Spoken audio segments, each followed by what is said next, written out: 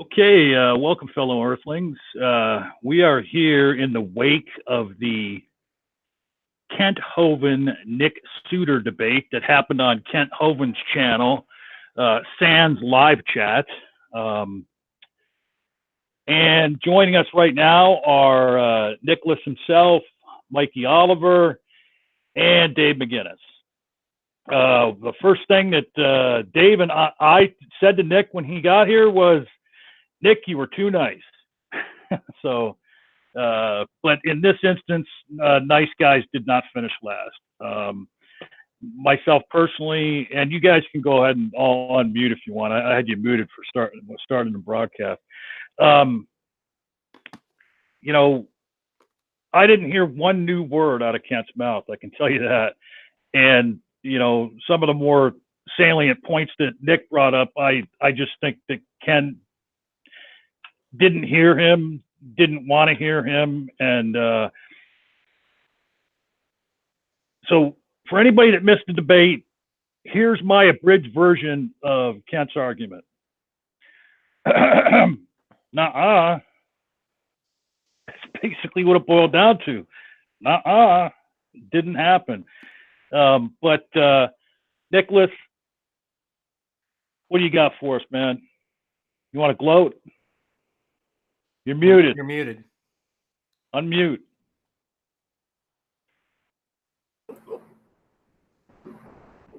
Oh, Mikey, stop laughing at me, Jesus. You know what? Why can I boot him? Can I just like get him right off the? Just say the word, and I'll say the word, man. Oh, I'm so tempted. Every time Nick gets on screen, he mutes himself and never unmutes. It's like every time. It's so funny. I'm the one that muted all of you. But one of the first things I said after I introduced this was, "Hey, go ahead and unmute yourself, guys. I had you muted to start the broadcast." But so what did you think? What did you? Mr. $400 Soutter. He will remain muted every time. Did you notice? Did you see the jacket so far? Like just about every public I've had the jacket. I've been doing. I was hoping he was going to ask. I was tempted to find a way to bait him to ask about the jacket. I was like, "Oh, it costs $400." That's just. Yeah, it's inside joke. Well, I think I was too nice. Yeah, I got to tell you, I was concerned about that. In some ways, I was trying to, look. I was just. It was. I prepared for it. It was a bit like the SJ debate, and that I knew what I was talking about. I wasn't going to convince him. I'm not even entirely sure he believes what he says, but that's a whole nother. Are you claiming that Kent Hovind is a Poe? I am suggesting that, yes. And so he wasn't my audience, and his audience isn't going to like me very much if I'm too aggressive, and I'm also on his channel. So, and it's I'm getting an echo there. Oh, there you go. I'm on his channel, and he's got his finger on the buttons. So if this had been a neutral channel, I might have been a bit more aggressive. And if this had been our second or third debate, I had a lot more material, specifically also about statements that he's made. One of the things I did, and I'm going to say this actually here because I didn't get a chance to, I started researching on the 11th of this month. I started researching for this, and I started with the most recent video that he published, which he had published the day before on the 10th, and it was a rebuttal to Aaron Ra. And I started going into it, and every quote that he did was quote mined and out of context, and I'm just sitting there going, okay, that's wrong. No, that's not right. That's not right. Oh my God, I can't believe he said this. And I'm doing all the research for it. And finally I realized it's all a gish gallop. I'm never going to get through. It took me 15 minutes. It took me 2 or 3 days to get through 15 minutes of his claims. And I'm glad I did it because I was prepared for stuff. But I'm just sitting there going, the amount of stuff that he just gets wrong. So it's a question of trying to reframe it, which is really all I was trying to do from the beginning. And I was very happy about the whales. I was happy about the whales. I don't believe you. I think that you want there to be a round 2. That's why you were so nice. You just want to spend more quality time with Kent. And I'm going to just point out that in the near future, there's a stream about kink, which you might want to join because you're really clearly into punishing yourself. Ooh, hey, I need to point this out before somebody else does. Oh, wait a minute. Steals my thunder here, but around the 32-minute mark, and somebody in the live chat noticed this too. around the 32-minute mark, 31 and some seconds, you actually said, Nick, look at the trees. I said, look at the trees. Yeah, you said look at the trees. Like we were like wondering like if you became, and Steve McCrae in the live chat wants to know, are you now a creationist after that? Who let Steve McCrae into the live chat? Things were going so quick. Hide the toys, everybody. Daddy's here. Yeah. Remember, everyone, we did 95% of the work.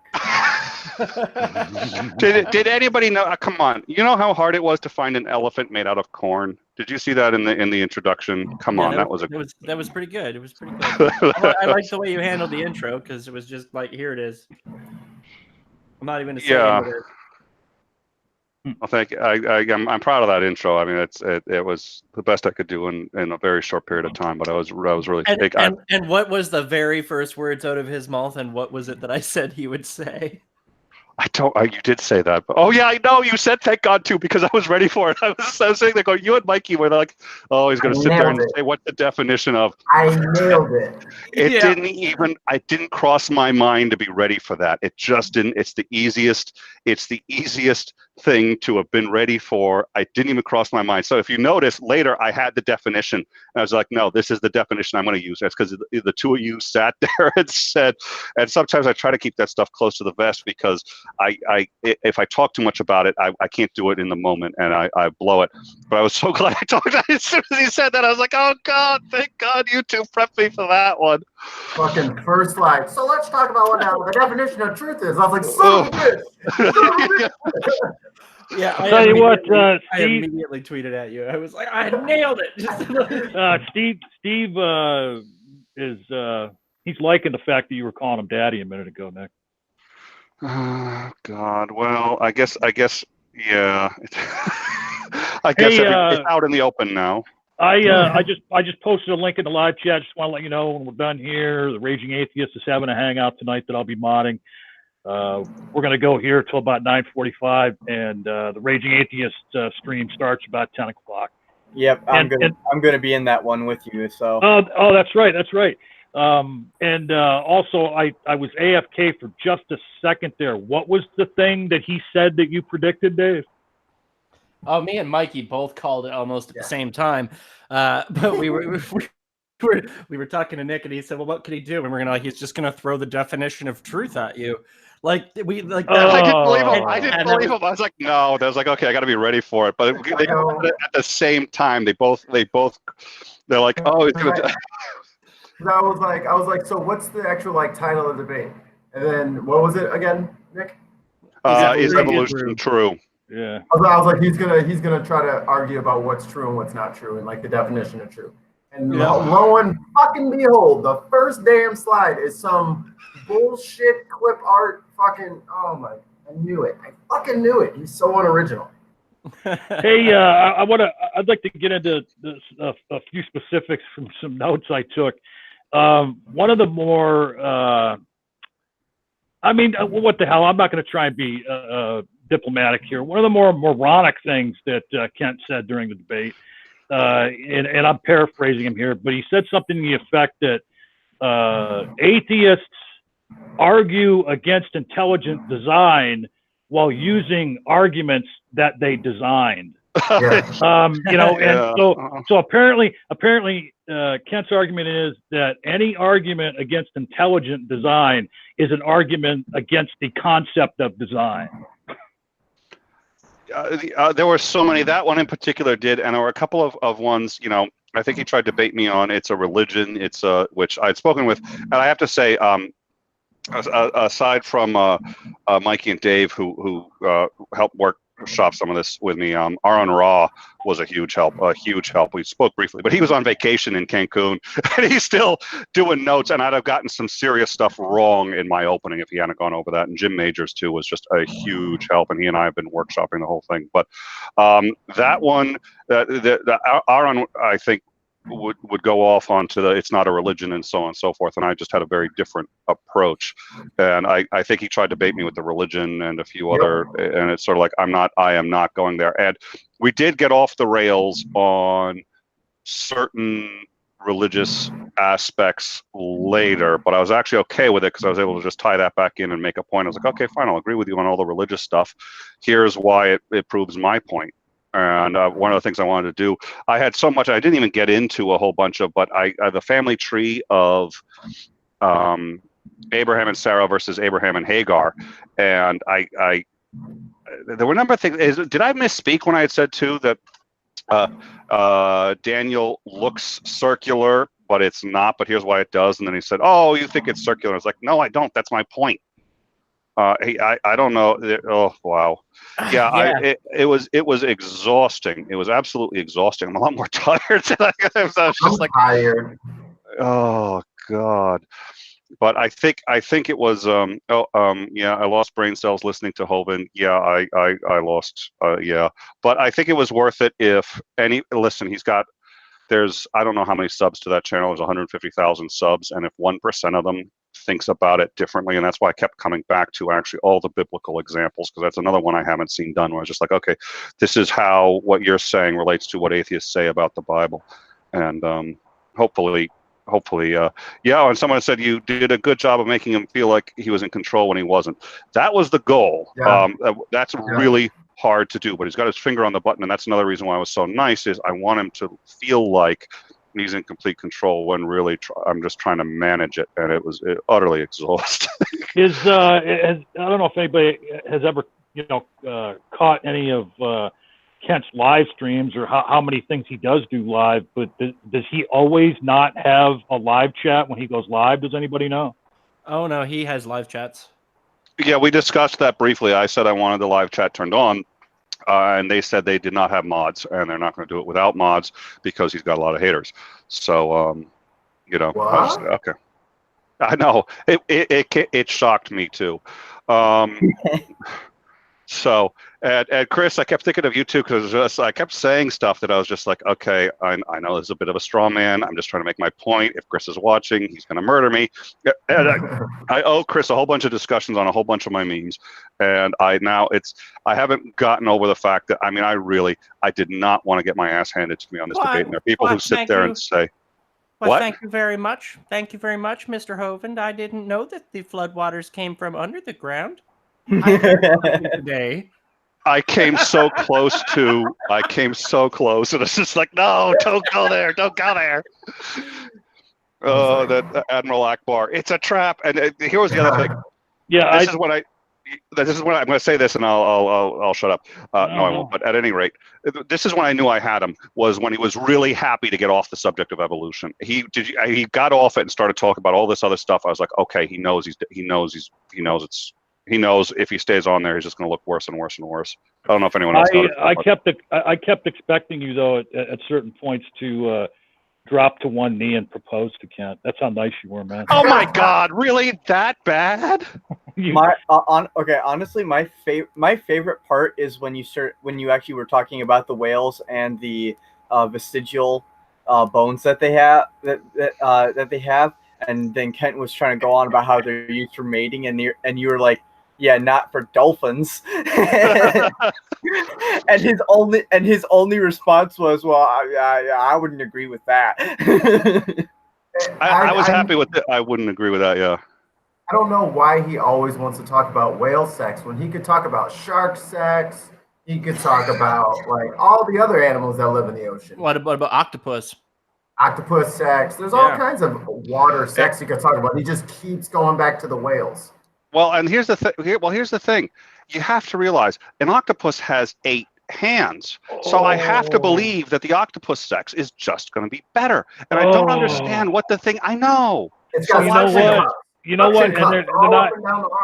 Well, not only that, but their arms are quite phallic too. So. You know what? You guys probably read all of this in National Pornographic. The only problem with octopus sex is that it's going to be a little bit like pushing rope. Okay. We are booting. Steve just said Nick Hovind. I was just going to say that. I want him out of the. I don't care that he owns this. I am no longer. Hey man, he's blue. We can't even time him out, man. He's got to wrench. He's got to. So he's going to keep. Oh my God. And I have to thank this guy, Dave Taylor. Hey, not only that, Nick, but don't bitch about it too much because I sent him a link. Plus, he can come in through he can come in through the front door if he wants to, and And so here's the other thing. I actually found, I forget the name of it. I've got it. So I was expecting him to say that there was no way he was going to go to Massachusetts to do the autopsy. He bailed on that, and he saw he was in over his head on that one. But Dave Taylor agreed to have Hovind and I show up to an autopsy and confirm that those muscles aren't there. And then I actually have a second backup. If he said he wasn't going to come to Massachusetts, I found an aquarium an hour and a half west of him willing to do the same thing. So, oh my God, it sucked getting all those people lined up, but it was worth it. Even though I guess I was so nice that, oh God. Steve is teaching us all sorts of things about you in the live chat. Yes, I can see that. I think. Wait a minute. I'm going to learn from Kent Hovind and shut down this live chat. Be like, just turn it off. I have a question for Nick. $400 meter. That's good. That's really good. He shoots, he scores. Nailed it. So, Nick, did you hear during the debate about it? Did you hear him say national pornographic? No. Yeah, he meant geographic maybe, but he definitely said national pornographic. And then me and Chess were watching. I look at Chess and I was like, he just said pornographic. And then Nikki sends me a DM. She says, did he just say pornographic? I'm like, okay, it's confirmed. Okay. Yeah, he's got it on the mind.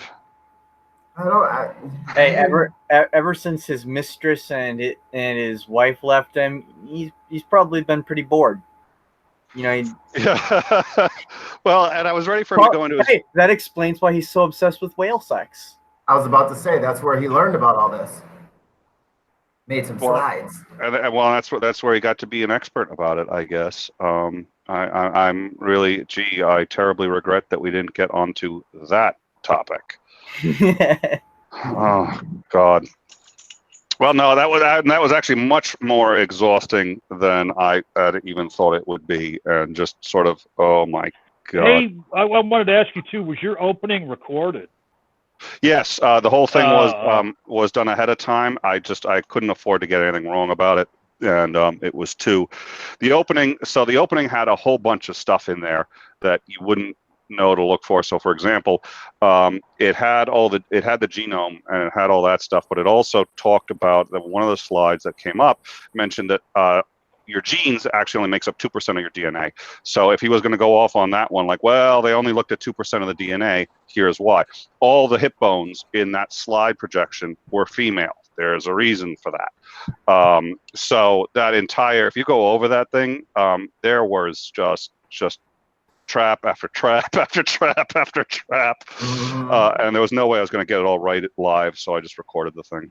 And he sidestepped all your traps and said, let's talk about what truth is. Yeah, that's just when he walked. Oh, he did. He walked right into the whales first. I was just like, you know what? I'm starting to think there is a God. Because I was that whale one. I was, like I said, I had biologists just dying. When I called up this guy, oh, Jesus, I keep forgetting his name, David Taylor. When I called him up, I sent him an email and I said, listen, this is really bizarre. I'm going to get into this discussion with this guy, Kent Hovind. Would you be willing to help me out? And I get back this very long email. What do you need? Anything. Here are videos. Do you want to come down? Do you want to do this? And he starts sending me pictures of all this other stuff. And I was like, I just wanted to talk for 5 minutes, but sure, let's. And then I'm on the phone with him for like an hour and a half. And he's just like, oh man, creationists are always calling me. What is it with the whales? They just want to know about whales and whale sex. And that's what he said too. I was just like, I don't know either, but apparently it's a big thing with creationists. And it's like anything I can do to. So he was just the most helpful. Just like, oh my God! It's like you bring him down here, you get this done. I was like, hey, if he's game, I am. I think but I only said that because I don't think he's game. So that was a complete bluff. I don't know how nice you were doing today. I think he's a lot more pervasive than we give him credit for. Like, we all look at him and we think he's silly, but a lot of people take a lot of they put a lot of weight behind his bullshit. Yep. Well, 150,000 subs. I mean, he's people are. Well, and I actually had, oh my God, I had a good friend of mine. He's a scientist on the Codex. We do the flat Earth stuff together. He is literally, he's the guy who broke the Bible code. So the Bible code comes out. He was able to reproduce on a computer. You could get the same thing with Moby Dick, all these other things. There's a great shot of him on like Time magazine with the Bible code, projected on his face. His name is Dave Thomas. He lives in New Mexico.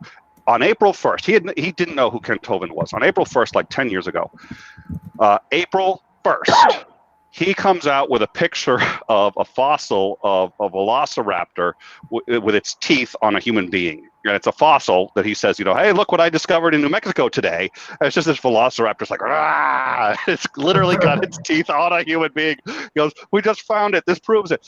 And it was April 1st. This seems to have been lost on a certain Kent Hovind, who took that and sent it to his entire ministry, put it on the entire thing. That's it. It's been proven. We've got it. The whole 9 yards. 2 or 3 days later, he calls up my friend and says, "Wait a minute, this was a fraud." He goes, "It wasn't a fraud. It was April Fool's. It was a joke." He's like, "You humiliated me." He was like, "I'm not the one who couldn't tell that this velociraptor was like, ah." Hey, on the idea on the fact that Kent has 150,000 subs, I would just point out that there's way more than 150,000 gullible people in the world. Yep. So the amount of subs he has really means nothing. Dropping the I bucket. thought he had 300,000 at the beginning of the year. I know YouTube's been culling a lot, but or not at the beginning of the year. Like when I first started 2 months ago, I looked at it looked to me like he had 300,000 subs. I don't know how you lose 150,000 unless you kick off your partner. But anything short of that, I don't know how you lose that many subs. Ooh. Hey, so another thing that Kent doesn't seem to understand is that he thinks that if there's a mutation that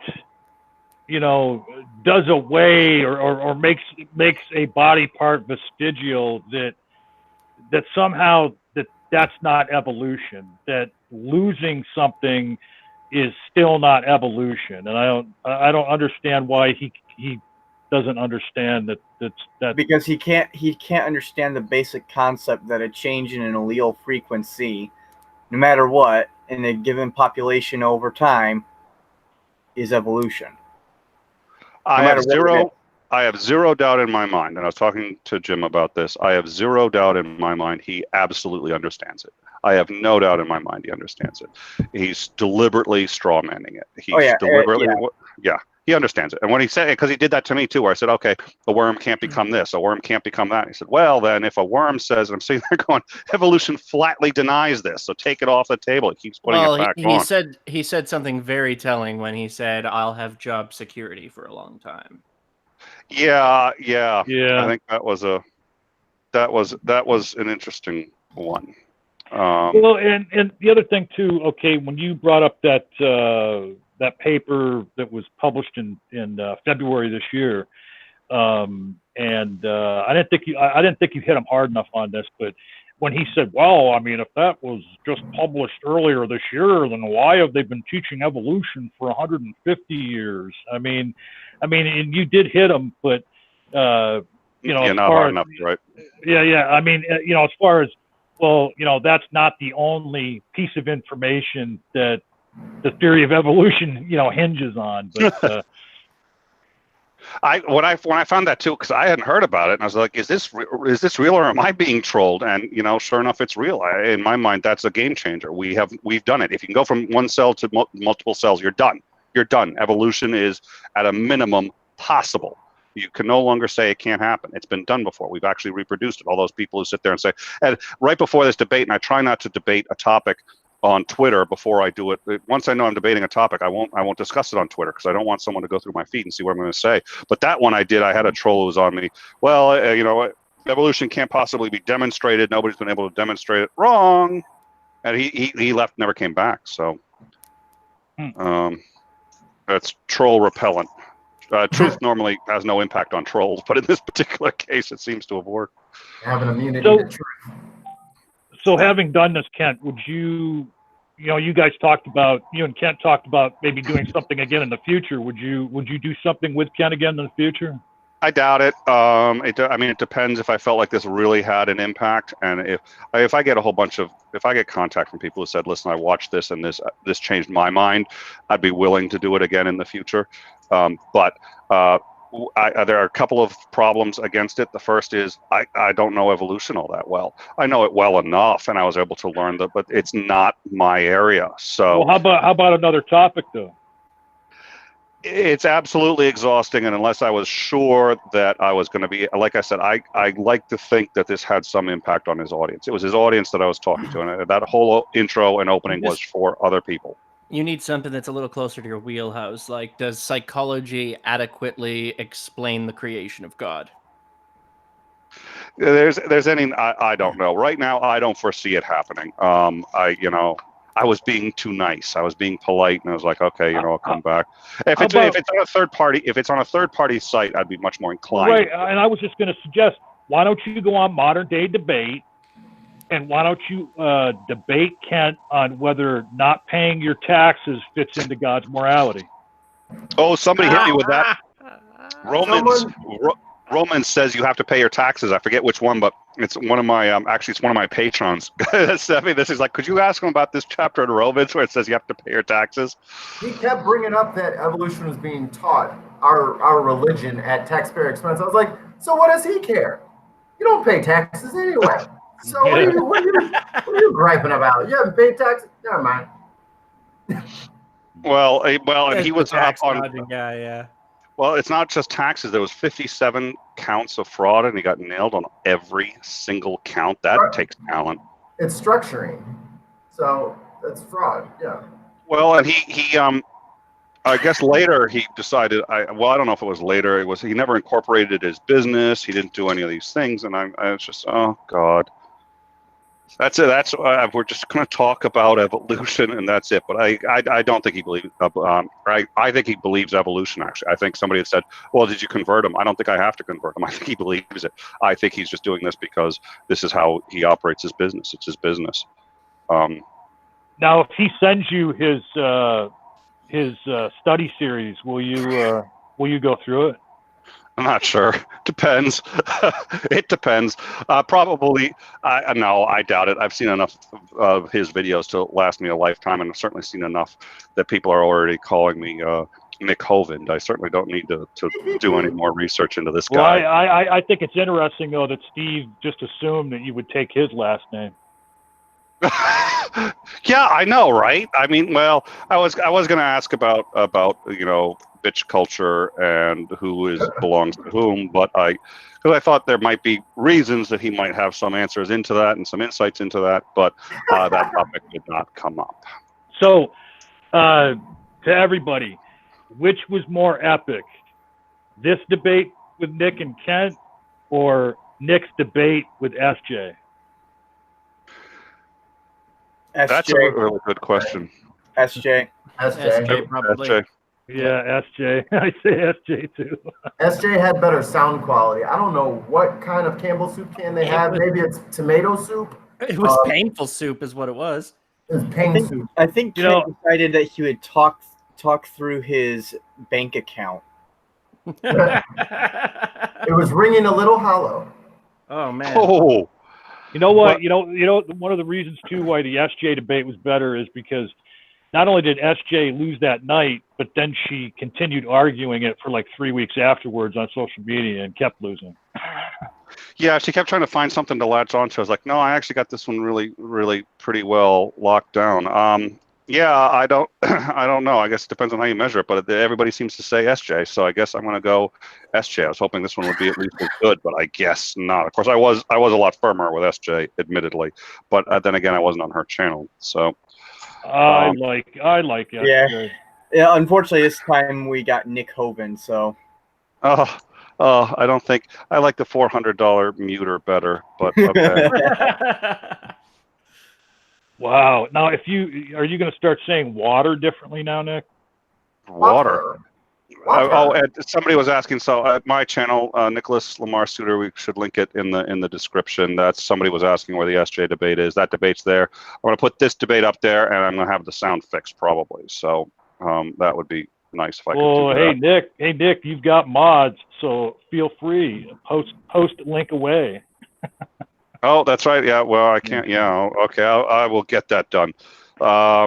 The other one I was ready for was the water. I didn't know if it started to go off the rails just a touch. We got it worked out, but yeah, I guess he likes to say if you spread the water thin enough, a drop of water can cover the whole earth. Well, no, but it's that people call him out on because he says water. He like says it really weird. Oh, he enunciates the whole word. Yeah. Water. He does a lot of weird things. I will be honest. It was a little creepy just having him on my screen that big. It genuinely was. Oh, wow. We must have said modern day debate 3 times because James is in the live chat now. Oh, that didn't. Well, like I said, if we did this on modern day debates, I might do it again, but I'm probably not doing it again if it's on his channel, because it was perfectly. They were all very good about it. But the other thing I've been warned too, it's like if you swear, if you get too riled up, he's just going to block you. He's going to this, that, or so. There was much more management that had to be done that was just because it was on his channel. But I thought it went well, and that's good. So on a scale of 1 to 10, what does everybody think? I mean, 10 being like the best. So everyone liked the SJ one better. Was this? I mean, was it all right? I'd give it a solid 8. So, that's pretty good. Oh, good. All right. I think that I'd put it around there too. I'm going to say. Good. Thank you. I'm going to say 7.98. 7.9. Fuck you. I'm going to say 4.00. So wait a minute. So you give me a fuck you for two 100ths difference between what Chris said. Yeah, because you're doing it just deliberately to be a schmuck, and the truth is, we both know that I was 95% of the way towards winning that debate and towards the full. At least getting. You're not trying to claim that you were responsible for 95% of the production of that debate, are you? No, no. But Kent was responsible for 95% of his victory. Yeah, pretty much. Like I said, I don't think I heard one fresh word out of Kent's mouth that I haven't heard. I mean, I haven't heard a fresh word out of Kent Hovind's mouth since 1997. Nick brought new facts, but same old Kent.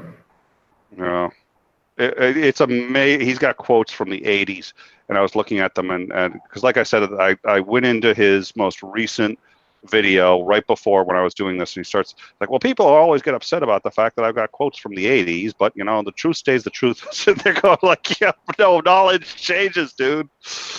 Oh my. Hey, so if anybody in the live chat's got any questions for these folks, post them. I am actually looking at the live chat now.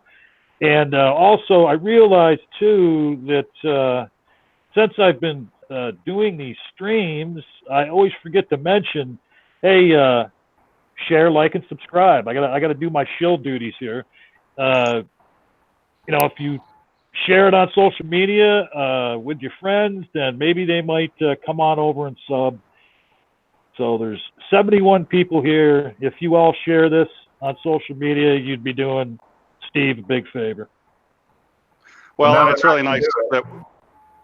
Well, it's nice that we just have a channel too, where we can just, because we sat there and said, "Oh, let's do an after party," and we just got this pre-made. It's just like we show up here and we got mod privileges, and all of a sudden, boom, we got an audience, and it works out really nicely. Nick, I literally sit around every day just waiting for you to DM me and give me orders. This is why I said fuck you. This is exactly why I said fuck you. You see, you're just proving my point over and over and over again. I just won this debate now too. This is everybody gets it. Everybody sees through you, John. So let me ask everybody that's here, Chris. I know you've done a lot of different discussions and debates, on the Bible. Have you ever debated anybody on evolution?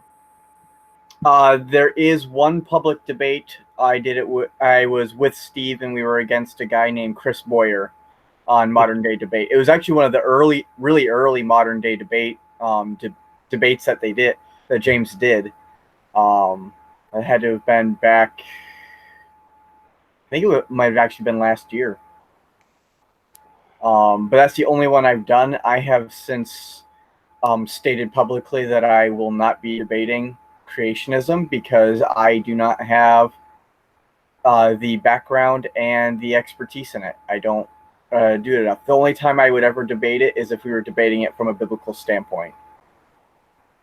Well, and that's an interesting point. Is creationism backed up by the Bible? No, not really. First, so the Bible has 5 different creation accounts in it. Quasi. 5? Yeah. I thought it was only 3. That just backs it up 5 times as much as I thought it did. That's Well, Not if they're disparate accounts. yeah, Quiet. they are very disparate. There's one in the book of Job, there's one in Psalms, there's one in Isaiah, and then there are 2 in Genesis. Get out of here with your facts and logic.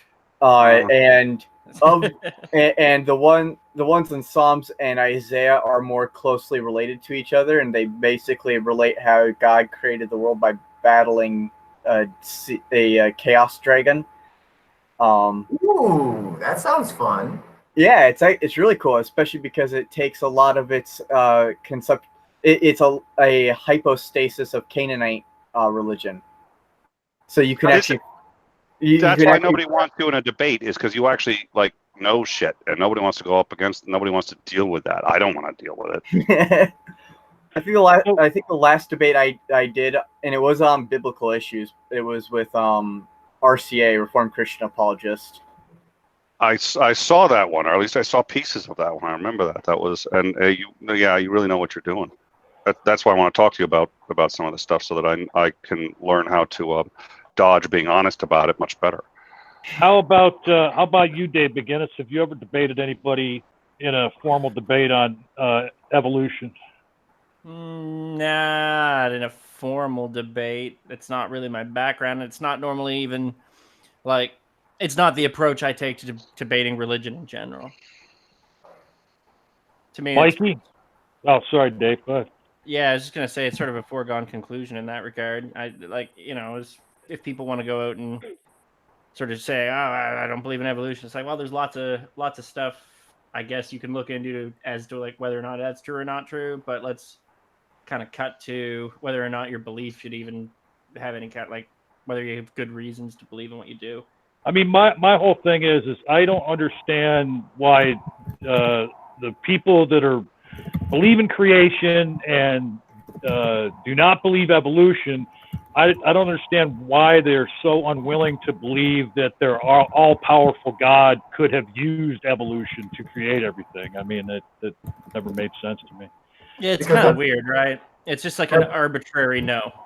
Yeah. I think they have to say no because it's their religion is more or less, they don't really care about the stories inside the books. That's not really the thing. It's part of their like cultural identity.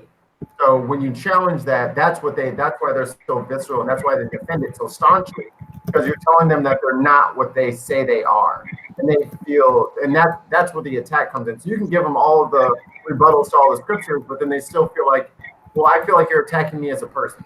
So I never debate religion. I always just say, that's cool. Where'd you get that from? Okay, where'd they get that from? So why do you believe that? And then just leave it at that. Well, I mean, the thing of it is, though, is the majority of Christians that believe that God created everything accept evolution. Well, I think it's a slippery slope is the problem. I think as soon as you say, okay, my beliefs have been wrong in one respect to God and all these other things, all of a sudden, on some level, it opens it up to all your beliefs on God. So I think that's why they don't want to question it at all. And they have to deal with mortality. That's uncomfortable. I think you challenging any element of it is in one way challenging all of it. From what I can tell. Yeah. By the way, go.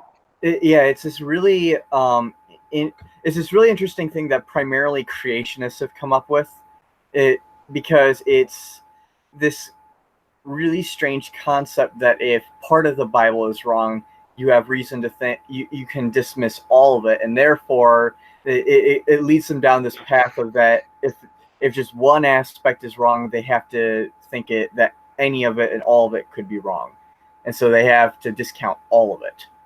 It's all or nothing. The amount of these arguments that are just like flat Earth arguments is insane. It is insane how much Hovind argues just like a flat earther. Well, you know, and the other thing is too is people like Kent Hovind and a lot of the young Earth creationists, the ones who totally disregard evolution, they seem to have this idea in their mind. Okay, so tomorrow, science find something that proves the theory of evolution is completely wrong. We were wrong all this time. That still doesn't prove God created everything. And I think they're under that impression that, if we just prove to everybody that evolution's not real, then our God's in like Flint. Yeah. Well, and the funny thing is that even if you could get to a intelligent design for the world, you still have the problem of who designed it. Yeah, and there's not a whole lot of reliable ways to point at the Bible at that point. Nope. He's talked about converting me a couple of times. Every time we talk on the phone, he's talked about converting me. He mentioned it sort of here, and he's like, well, you can be saved by following these what I prescribe here. And I'm sitting there going like, yeah, that's what 3,000 sects of Christianity are. He's going to prescribe something different. You say you're not exclusive, but actually you are. All right, so look, that brings up something I want to ask you about. All right. Yeah. Now, in any other circumstance besides tonight with Kent, if someone had asked you, do you know whether you're going to heaven or not, would you have given the diplomatic response you gave tonight, or would you simply have said, no, I don't know if I'm going to heaven because I don't believe in such a thing as heaven? I mean, you seem to be quite diplomatic with him when he asked you about that. Oh, no, I've given that answer before. That's my answer is what I think the atheist answer should be, which is I don't know. I think I can't prove that there is none. I don't see any reason for it, and I don't believe in it. But that doesn't, I don't have the scientific proof for there's no heaven. I cannot demonstrate one way or another. I don't think there is, but so that's the standard answer I give. So okay, because he asked you if you know whether you're going, then you can't. Yeah, I understand now. All right. Yeah, I usually go down a different route, and I counter by asking them what's the basis for their belief in things like heaven and hell, because it's a very interesting discussion, and like the whole concept of hell really doesn't actually have that much support in the Bible at all. Well, so now originally it was actually Gehenna, if I recall correctly, which was a trash pile outside of Israel, and is that sort of what? It's not a trash pile. It kind of got a reputation like that, but basically Gehenna was associated with the valley of Gehinnom, which was in turn associated with child sacrifice. Oh. So basically the idea of Gehenna in the New Testament. And Bart Ehrman is actually writing a book on the development of the afterlife in Christian theology. I think it should be out either late this year or next year. But basically, the idea was that Gehenna was annihilation. If your soul got sent there, it was destroyed. So now, how do you know all this? I mean, is this something you studied formally, or you're just holy interested shit, in dude! Holy shit! His name is Biblical History Skeptics. I mean, but Kent Hovind's name is Doctor. I mean, I have no idea what any of this means. It's something that I started mostly just on my own a couple of years ago, and then through getting connected with a Hebrew Bible professor who just lived down like 13 miles away from me, I ended up getting more in depth on all this, and now mostly a lot of my information I get because I'm a member of the Society of Biblical Literature and get involved in all of that nitty-gritty good stuff. Well, I am genuinely impressed. Like I said, we need to chat, but Oh God. I'm like, I got a couple streams, and I just realized actually I may have a conflict with tomorrow's thing, so I got to quickly look at that. But it's sort of like I'm looking forward to getting back on the codex. I'm looking forward to not arguing with anybody over anything for at least I don't know 5-10 minutes, and then but not doing it publicly for a little while at least. Just until you load up SJ's Twitter again. Well, I'm not entirely done with SJ in my opinion for a couple of different reasons, but that's a whole nother. Are you doing Veritas Voices on Sunday? Yes, I think the plan is to do Veritas Voices on Sunday, and I'm good for it. And we wanted to discuss a number of things. I got a little pushback from Lilith Liberated, so we're doing Veritas Voices. So that is a new channel where we're going to be discussing topics related primarily to anti-theism, and I love everybody I'm doing this with: Pink Heretic, Renevelation, and Lilith Liberated. But I think we each bring something different to the table, and I tend to bring a bit more of a philosophical perspective. And Lilith had been talking about how nobody has any faith. And everybody who's been on any stream I've been on or follows Steve McRae at all is like, okay, you're going to have a couple problems with that. And I brought up sort of in a roundabout way, sort of the problem of induction. And she believes she's got an answer to that. So I think we're going to discuss that and a couple of other things. Wait, she believes she has an answer to the problem of induction? That was what she's told me. And I understand. Listen. Everybody, their freshman year in philosophy has an answer to the problem of induction. Absolutely everybody. I'm pretty sure I know what the answer is going to be, and I don't think it's going to really serve her the way she may think it does. But I think I'm delighted to be having the discussion, and I have a tremendous amount of respect for her. So I'm looking forward to. She's having come from a fundamentalist background.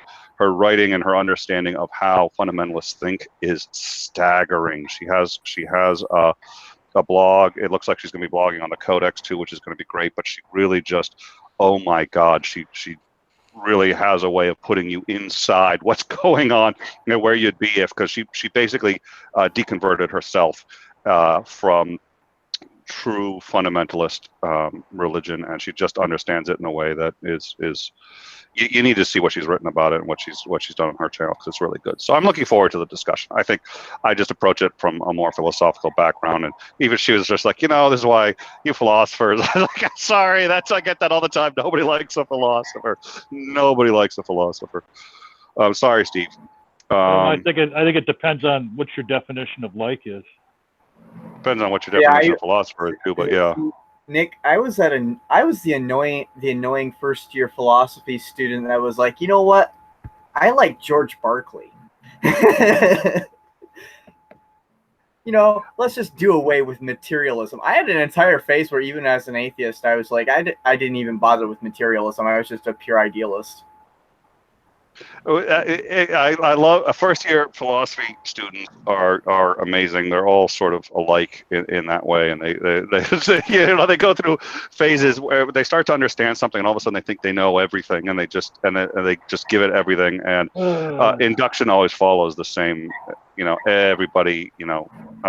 So it's I'm looking forward to it. I do think I'm going to have to cancel tomorrow because I just found on the calendar I got something, but I'm looking forward to Veritas Voices. And I hope we really keep doing that because it's a really unique group of people. So, well, and what about? I mean, what about your mod? My mod? Yeah, never mind. Never. Yeah. Well, no, we got some guy who sits there for our mod. We picked up some guy who likes to argue over 0.02 percentage points just to fuck with me. That's all he does. I have no idea why we picked this. I do know it's because that was literally the bottom of the bet. Yeah. Sorry, Hey, I don't know why I was just going. So I'm loath to bring this up, but in our live chat right now is Standing for Truth, and he says that Nick, he would like to debate you on the very same topic you debated Kent on tonight. Don't do it, Nick. Don't subject yourself to the torture. We've already established that he's into that kind of thing. Yeah, I'm into that. I enjoy pain. No, So this is a very different kind of pain. The Hovind is enjoyable in a weird masochistic way. Standing for truth just makes me want to cut my own balls off. I think you're kink shaming right now. Is what I think you're doing. That's an extreme reaction. That is admittedly. I have found very few, as a writer, I have found very few metaphors that can meet up with. I would rather cut off my own balls and have a conversation with this guy. I think. No, I did the debate with Matt and Standing for Truth was maybe I think originally it was going to be Standing for Truth, and then Matt substituted in. I wasn't kidding. I'm probably gonna stay off of debates for at least a month, and who or what I debate next is up to, and it just depends on a million factors. Sometimes these debates go well, sometimes they don't. I don't know who's interested in it or what. The Hovind one was. Is what a valid category for debate? Like, are you going to like debate a rock on whether or not it's an atheist? Well, listen, my argument that Steve just hasn't seemed to wrap his head around yet is because a rock cannot actually posit anything like that. The rock is agnostic, so all agnostics are rocks. And anyone who has met Steve, I think, probably agrees with me on that position. Steve's agnostic. So, we've established agnostic. No. I get every now and then. I was like, can somebody explain to me this whole rocks are atheists? Renee asked me that one a week ago. I was just like, don't ask. You really don't want to know. What is a rock atheist? Oh, God. Stay away. I wish I had every minute of my life back that I've argued with people on that one. It's just so nonsensical. Yeah, well, and actually, it's. I think, yeah. Listen, I like Steve's position on that. I like his argument on that, and I think he's on to something that's well worth getting into. But that reminds me of somebody who's into philosophy too, and when they first grapple with something new, and it's also when an atheist first becomes an atheist, runs around telling everybody there is no God. Why doesn't everybody care about this? Why is it this? Like, okay, settle down there, Junior. And even if you've got a really great point, it can be very hard to understand why everybody else doesn't necessarily. And philosophers go through that stage, and I think atheists go through that stage. Newbie atheists are some of the most, like, I hate to say this, but they're some of the most annoying people on the entire internet. They're like Yankees fans. They're like Yankees fans. How are they like? Yeah, Yankees say the same things about Sox fans. I hate, just being in Boston, I really actually hate how serious I told Sweet Heathen this because she and I did lunch, and I told her this story. I can't believe I'm actually going to tell this story live because I was actually, I know, Mikey. I just had to repeat that because you're here. Well, I told people we were going, and nobody's sitting there going. And then I post a picture, a selfie of the two of us. They're like, "What the hell?" I was like, "I told you guys we're doing lunch." So yes, I was at a Meatloaf concert. Please don't judge me. I was at a Meatloaf concert, and you see, Mikey's already. You see, that's it. Funny. That's it. The story is just. That's the end of the story there for Mikey. That was the salient part. Was Nick Soutter was at a Meatloaf concert. I was at a Meatloaf concert. Okay, it was like 10, 15 years ago. To tell you how long ago this was the VH1 Storytellers Tour. So, I mean, it was when VH1 was a thing. So, right. But the Storytellers, I really liked that. I would have gone to almost any Storytellers concert because that was really a unique, original idea. So I'm at the Storytellers concert, and he starts in on his first song, and the whole crowd, this is at the Wang Center. I shit you not, it's called the Wang Center in Boston. And we're there, and the audience starts really upset because you thought false advertisement. Yeah, well, that's why I almost left, but I didn't want to see me. I expected something entirely different when I come to the Wang Center.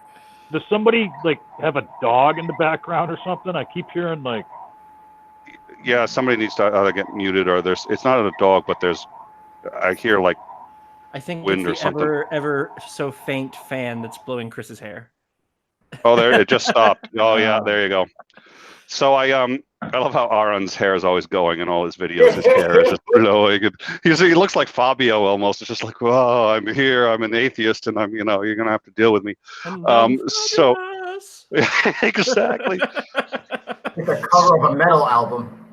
I'm at this concert, and it's in Boston, and all the crowd just starts making all this noise, and there are a couple of different chants going on. Yankees suck is one of them, but there's these other chants going on, and I'm sitting there going like, what on earth is going on? And then I spot the problem. I was like, okay, we're about to have a title for this, which is Meatloaf murdered at concert in Boston. I was just like, I can't believe we've got a really big problem. This is how bad it is. And he's trying to figure out what's going on, but he stops the song. He can't continue because this audience who came here to see him will not let him sing. And he can't figure out what's going on. He turns and looks at his drummer, and he figures it out. And this is really to his credit because he figured it out. His drummer had a Yankees shirt on. And, and I was just like, okay, whether this concert continues or not is going to be determined on what he does in the next 10 seconds. And to his credit, he just said, you're going to wear a Yankees shirt in this house, in this house. I was like, okay, he's handling it right. He knows what he's doing. He gets the severity of the problem. He made his drummer take off his shirt, and his drummer does the first set shirtless because they didn't have another shirt for him. And there was no way, the audience was not going to let him. He was going to get lynched before he could continue that concert. Rush the stage like Area 51. I don't like that kind of. I don't get it, and I have friends who are just like, oh my God, the Yankees, and I get murdered when I say, look, the Yankees do not suck. I'm sorry, I'm sorry, and apparently I'm not a real Bostonian for saying that. But Meatloaf, I almost witnessed him getting murdered. He handled it well. What is this baseball you guys are talking about? Explain this to me. It's team golf. Essentially, there's two teams and they play golf together with oven mitts. Oh, okay, all right, that's cool. Is there any sort of order to which they do this? Is it anything like cricket? There's a bat, yeah. It's a less sophisticated cricket. Oh, okay. So, Mikey, did you get your sound system from the same place Kent Hovind got his for tonight? Do I sound bad? Yeah, you're a little hollow. Yeah. And usually, I'm just sad that all of you let such a great setup for an Abbott and Costello bit just slip away. Yeah. Oh, did I? Oh my God, I missed it. I totally. That's one of my favorite bits, and did I completely miss that? Oh, I am disappointed. My life is that's one of my favorite. I actually have like every version of that they ever recorded on my computer. I do too. And I missed it. Oh yeah, I play it for my girls. My girls like. I have their complete collection. Oh yeah. Abbott and Costello Meet the Mummy, the Naughty 90s, the whole thing. Yeah. Do I sound better or worse now? You sound exactly the same. You sound better when you're not talking. Oh. Thanks, Nick. I had to for the sweets thing. That was probably unjustified. I think I'm gonna get back to the muter suitor. It was, you know what? It was good. I threw out a couple of good jokes, and then you just volleyball spiked the sweets thing right into my face. I did. That was totally unfair. That was I'm sorry. I am ashamed. And the worst thing is, I'm on your team. Like, you didn't even spike it over the net. You just turned and hit me. I'm on the bench waiting to come in. I think I figured it out. I think you need to pull the string tauter and talk more into the soup can. Oh my God. Ouch. Well, you see, here's the thing. I think I would respect you more if you were on the other team. Apparently I'm too nice to the other team and not nice enough to my own. Kent, pretend he's on your side. Okay, then I'll spike the ball in his face a bit more. John Park in live chat says Mike sounds like he's using dial-up. He does sound, that's what it sounds like. Yeah. Oh, is it like an internet T sound? It's just bad. It's just bad. That's very helpful. Thank you. I'm so glad you're a musician. I'd hate to hear you describe it if you didn't have those skills. Actually, do you have the wrong input running? Like, are you not talking into your mic? Is it actually coming through the headset that's on top of your head, not into your mouth? Because that might explain it. No, as a technician, let me help you because I actually have skills for this. Here's what you need to do. Turn your machine off and then turn it back on again.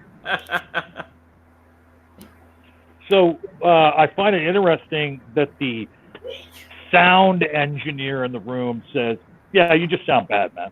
Sound bad, well, years of schooling, learning perfect pitch, learning all this other stuff. You just sound bad.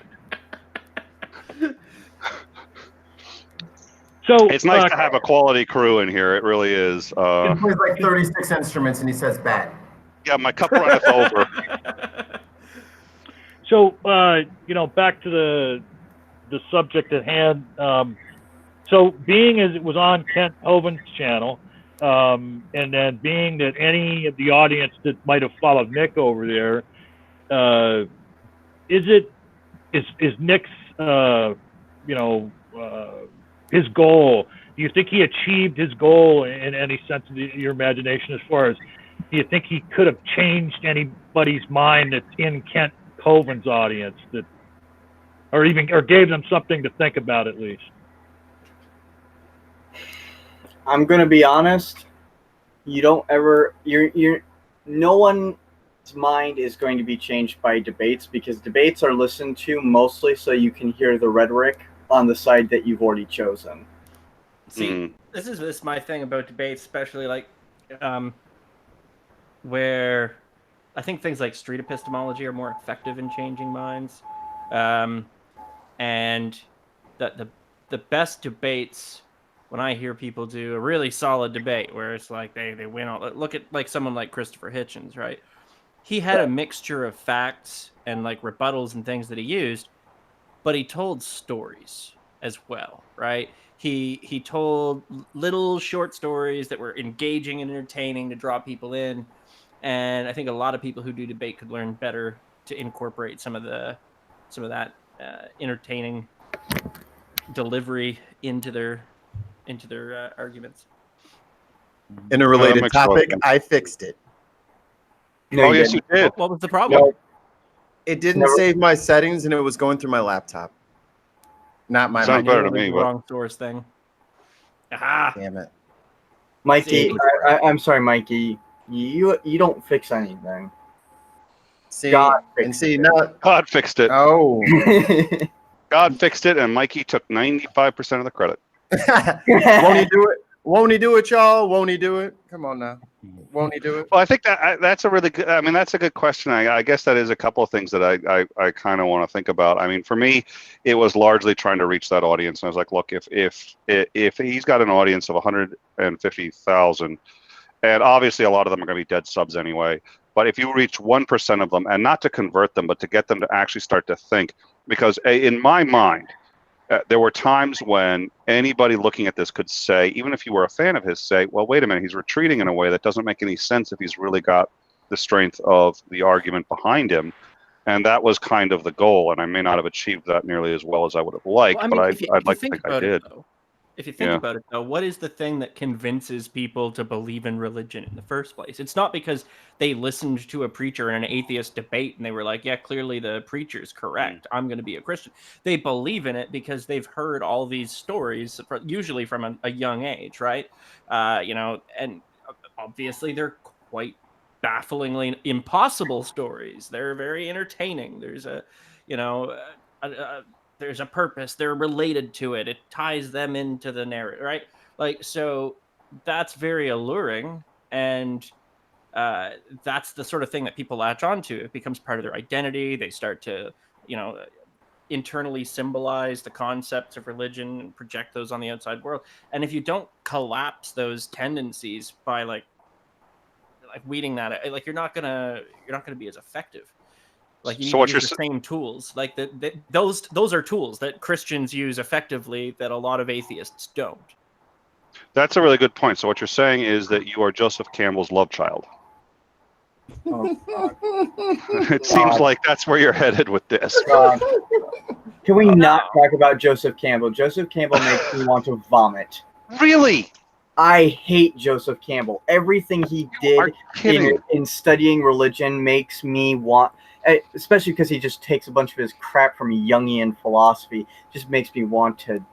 Yeah, but he admits he does. I mean, he's not like being Hovind about it. He's like, Oh no, I know, but I also despise Jung. So. Oh, okay. Well, Yeah. Just so long as you're being reasonable about it. Like, it's not that it's not that I haven't read Campbell. Yeah. Oh Jesus! Oh my God! He just brings that out. That's sort of like what I try to do it. Yeah, he's got the whole thing. Okay. I just cannot get behind Campbell and especially his propensity to try archetypal patterning. I hate everything to do with archetypal patterning. I think it's nonsense. I wasn't talking about archetypal patterning. I'm just talking about just generally communication and what like influences people on, you know, yeah. I think that there's effective communication that's engaging and that tends to be more influential, right? And this is how you get these, you know, charismatic preachers with mega churches convincing people. That's a really good point. They're doing healings, right? I mean, they're entertainers. They are doing the same thing magicians do when they convince people they're doing magic. You can convince people of the impossible with the right delivery, and yet people are struggling to convince people of reality because they're too stuck in it sometimes to learn how to break it down into a story or an analogy properly. Well, I'm looking forward to hearing those. I've got so much I got to catch up on. Like I've been telling people, oh, I'm going to talk to you with this, that, and I get because evolution isn't my thing. The amount of studying I had to do because I'm sitting there going, it's the same pattern, but he's been doing this for 20 years. I've been doing this for 20 days. So, yeah. And I the last thing I wanted to do was to end up. There are people who have had debates with him that I thought were reasonably cringeworthy, and I did not want that to be this. I didn't want to be that guy. Engineer. Next workout montage would just be like him flipping through books, scrolling through his phone, and pacing back and forth. Just like it's training montage from the 80s. Get some pump up music. The 20 days preparing for Hovind. Yeah, when Godless Engineer mirrored that debate with Kent Hovind on his channel, I tweeted something that I thought was, I kind of thought it was funny the way I said that he lost that debate and everything, and then he immediately blocked me. I can see why he blocked you, and I didn't necessarily take it. I mean, the truth is I don't view that debate, I think, the way he does.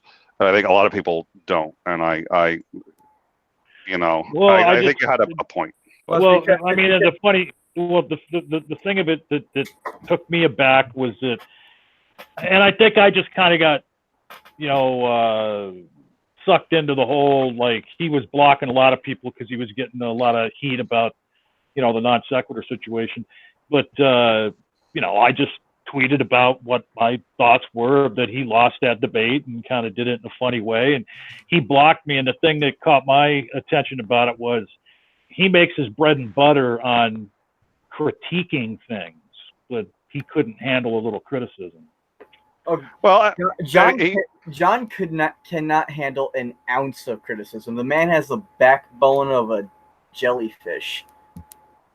But jellyfish don't have backbones. Exactly.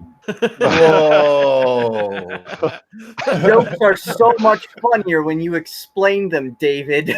He chest-explained it to you. Yeah. You know what? I like John, and I think he's very entertaining, and I think that there was a lot of that debate that was entertaining, and I thought he handled a lot of stuff well. But like, for example, the whalebone thing, which I had an advantage, I knew it was coming. I was prepared for it, and I mentioned it twice in the opening so that he'd hopefully take the bait and go with it because I was ready for that. But I think I don't know. Good question about the opening. Yeah. Was it supposed to be played through like a voice recorder into a speaker thing, or were they supposed to like get it and then play it? It was on Google Hangouts, and Google Hangouts allows screen sharing, but not a sharing of the audio. So what I had to do was take off my headphones and put them directly to so you were listening right off a speaker. I don't know how I'm gonna. I'm sorry, what? I said that was a bad decision. It sounded so bad. It was real rough, man. Yeah. Oh, Jesus. It sounded like how I sounded earlier. You can hear everything, though. I mean, nobody gets any of your words. Okay, John got what I was getting. I mean, I know it sounded terrible. There was no Jim Majors, and I wouldn't have even known if I hadn't have tested it. I was testing it today, And Jim and I kept running through it, and there was no way to get Google to do it. And I was just like, what am I going to do? Is like put the mic up to the thing. I was like, you're shitting me. He goes, Nick, there's no other. We could have just set up your system audio as a virtual microphone and pumped it directly in. It would have only taken maybe 10 minutes to set up. If only Nick would have talked to the sound people that he knows instead of making jokes about their microphones. Listen. I would have loved to have talked to the sound people I know. What the last expert that I spoke with said, oh yeah, I know the problem with that sound. It sounds bad. well, and you know something else? Wait a minute. Is Mikey, after having shit audio for 45 minutes, is Mike now claiming to be a sound expert? Well, and I sat there and I said, look, I could get this done, you know, by myself, like amateurish, just completely like by the seat of my pants, or I could get you guys. So clearly I decided I was going to go by the seat of my pants. He made the right decision. Yeah.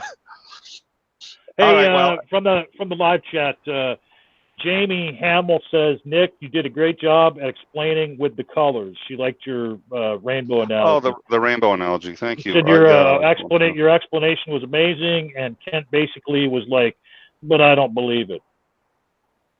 I think that's what it came down to, and I was ready to go against him on that one a bit more too. The other thing I had, because I was hoping it might go into quotes a bit, because I have quotes of him talking about how awesome Hitler is and how he hates Christians, and it may come as a shock to you, but I quote mine to those, and there is a context to them. But he takes a lot of quotes out of context, and I was just like, well, hey, I know a creationist who said all these things, and here you go. But we didn't get a chance to do that either. During the SJ debate, one of the things SJ had said to me after the debate was, she's like, well, you know, I had a whole bunch of material I didn't get to, you know, so it just looked bad because of the stuff that you were rebutting, but you know, I had a lot more else to say, and I'm sitting there going, yeah, and I had a lot more rebuttals I never got to. That wasn't the whole, you know, you didn't happen to just land on the stuff I was ready for. I was ready for a great deal more than, and sort of the same thing happened here. But oh my god, I know. Yeah, no, I'm groaning at something else. No standing for truth. We already talked about this. You must have went AFK for a minute. No has no intention of debating you. Well, I thought he said he was just waiting a month and then he would welcome the punishment. No, confused. I'm not going to be doing any debates probably for it was Raw Matt. That was his name. Well, I mean, you're not going to be doing any debates for a while, but let's be clear here. That's not the reason you're not going to debate standing for truth. Come on. He can deal with the mini bosses before he deals with the main boss. So if he wants to bother me, he can bother me first. Hey, I'm flattered.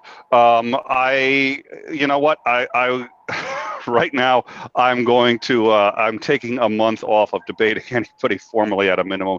This one I prepare for them. I take them seriously. And you know, it takes a while. I took the SJ debate seriously. I haven't taken this one seriously. You know what we'll do? Standing for truth. What I'll do is I'll just pick literally any one of your debates from modern day debate, and I'll play it for Nick, and then Nick can respond to it. Because if I play any one of your debates, I mean, you never say anything new, so one's as good as the other. So. Well, yeah, I don't play. And evolution, like we said before, evolution's actually not necessarily my jam. It was just, that's what this topic was going to be. If I'm going to debate Kent Hovind, I'm not debating him on anything else other than that issue. I'm just not going to do it. And since that's not necessarily my issue, and so now people are, the same thing happened immediately after the SJ debate. I got like 20 DMs saying, oh, debate me on this exact topic. I was just like, I just did this topic. I have no real interest in doing this topic again. And that one wasn't necessarily my jam either. It's just, I told SJ she could pick any topic she wanted, and that's the one she picked.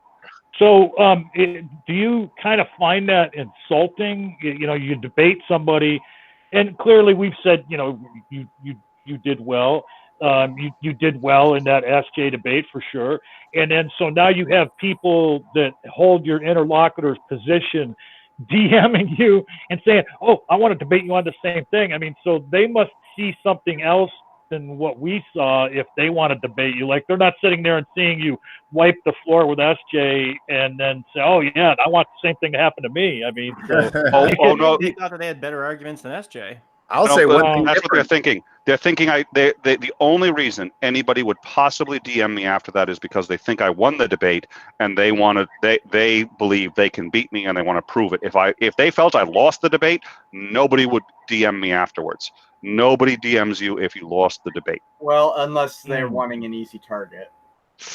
Even if there were no, because no. That's the only reason anyone chooses Godless Engineer.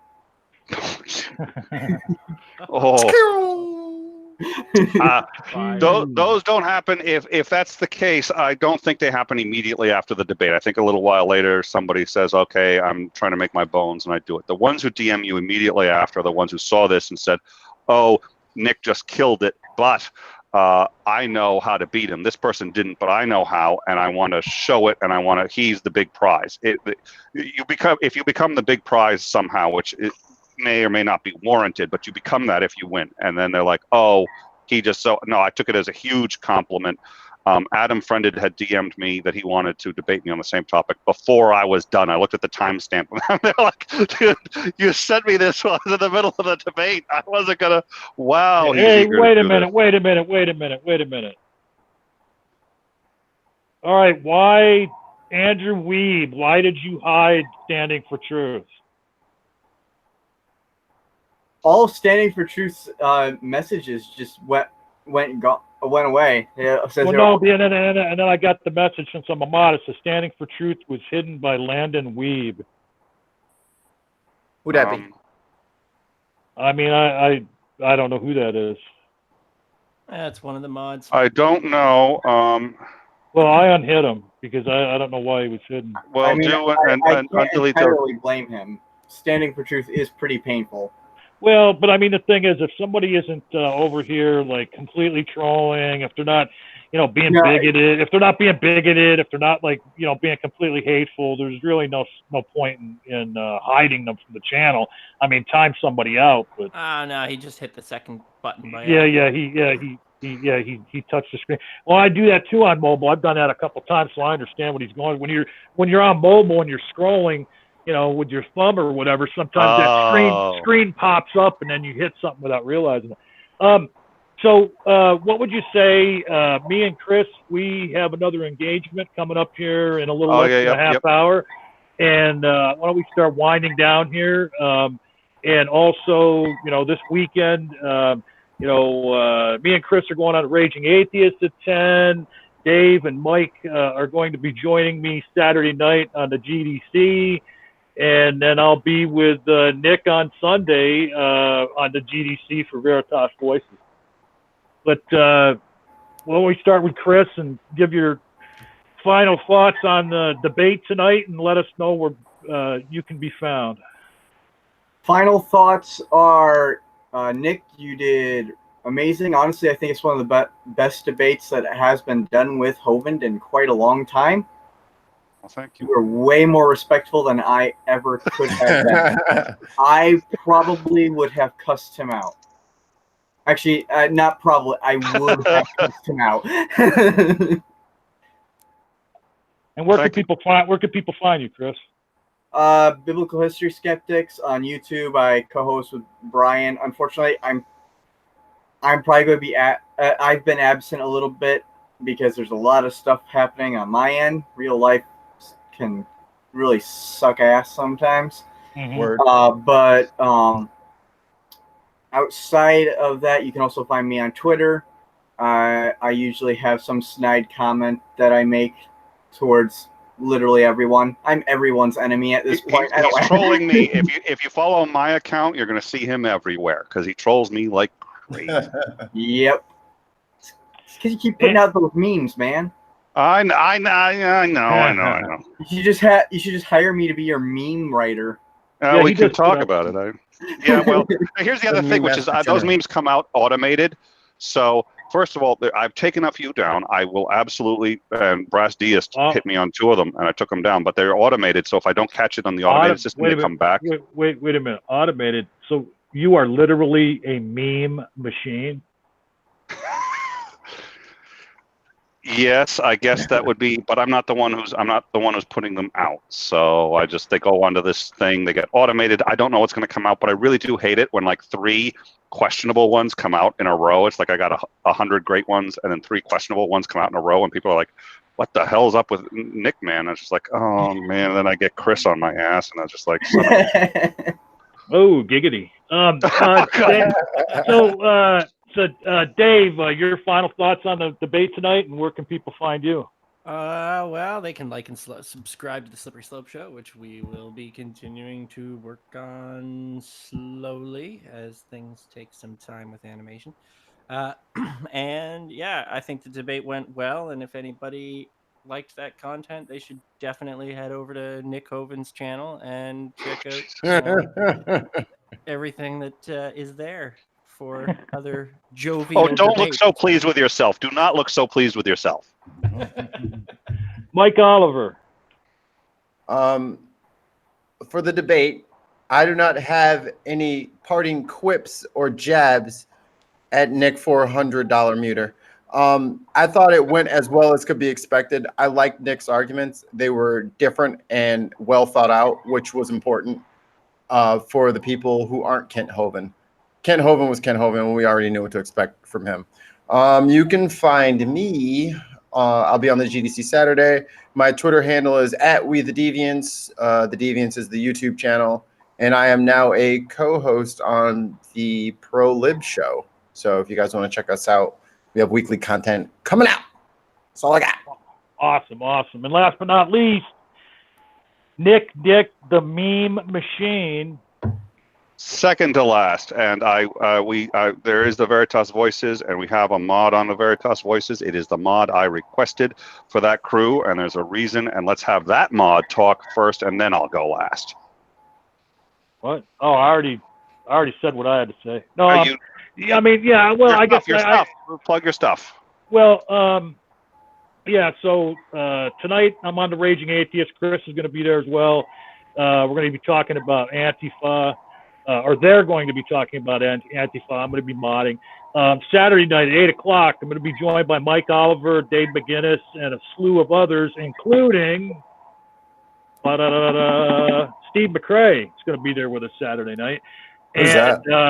Well, yeah, who is that? Anyway, we're going to find out because the Steve McCrae channel is our feature channel this week. And some guy that only does 5% of the work.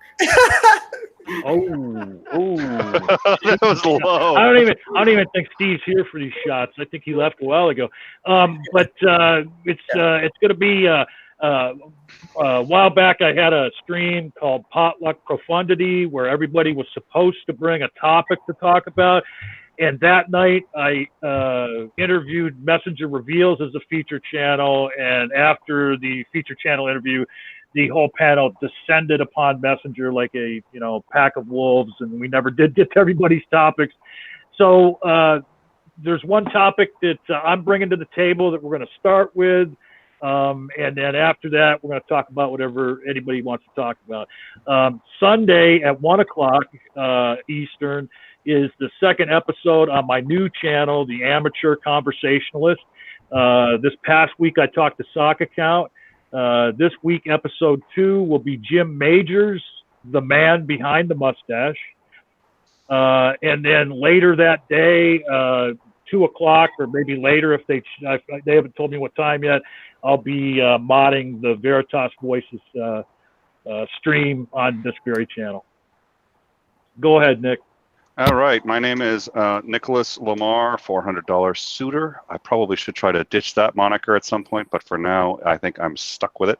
And I own and operate the Humanist Codex, which is a website for trying to improve communication between theists and anti-theists. It is a atheist or anti-theist site, but we take kind of a different approach to it.